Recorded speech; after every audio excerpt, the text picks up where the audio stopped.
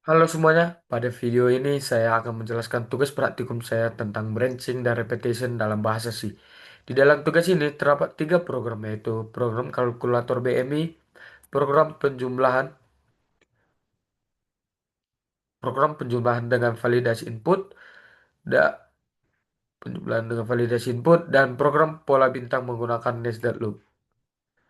Nah, saya akan menjelaskan satu persatu secara singkat, jelas, dan mudah dipahami. Yang pertama ada program kalkulator BMI. Program ini bertujuan untuk menghitung nilai BMI seseorang, menentukan kategori berat badan, dan memberi pilihan kepada user untuk mengulang perhitungan. Pertama, program ini meminta user untuk memasukkan berat badan dalam kilogram dan tinggi badan dalam sentimeter. Karena rumus BMI menggunakan satuan meter, maka tinggi badan yang awalnya dalam sentimeter akan dikonversikan terlebih dahulu menjadi meter dengan cara membaginya dengan 100. Setelah itu, program menghitung nilai BMI menggunakan rumus BMI sama dengan berat per tinggi dikali tinggi. Hasil perhitungan ini disimpan dalam sebuah variabel bernama BMI. Selanjutnya, program menggunakan percabangan if-else bertingkat untuk menentukan kategori BMI. Jika nilai BMI sangat kecil, maka masuk ke kategori severate tinnitus. Jika sedikit lebih besar, masuk ke moderate tinnitus. Lalu mild tinnitus, kemudian normal, overweight, dan terakhir obese. Karena kategori BMI terdiri dari banyak rentang nilai, maka digunakan if-else bertingkat, bukan switch case. Setelah menampilkan hasil BMI dan kategorinya, program akan menanyakan apakah user ingin menghitung lagi atau tidak.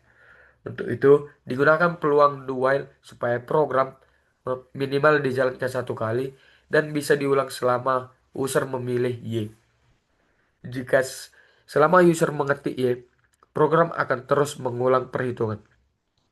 Program ini melatih penggunaan input dan output, operasi matematika, percabangan if-else, dan perulangan dua.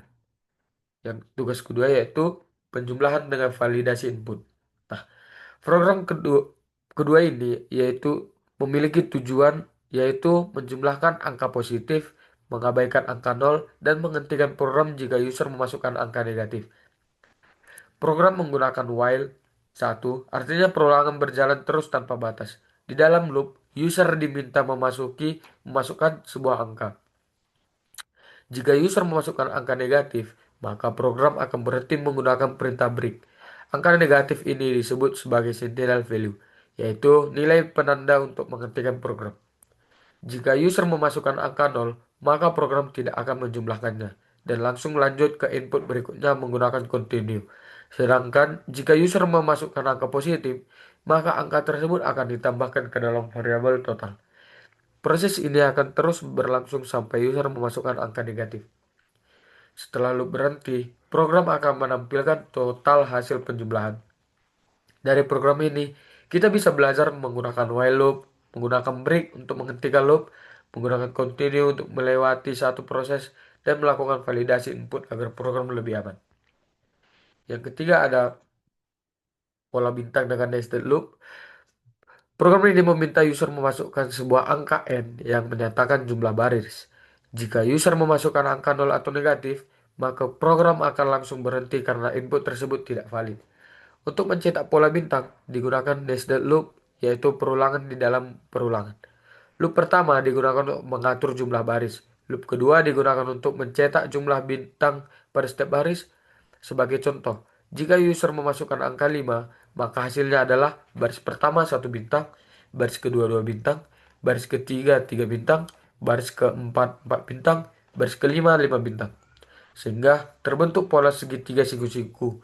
Program ini melatih pemahaman tentang perulangan for, nested loop, dan hubungan antara baris dan kolom dalam pola.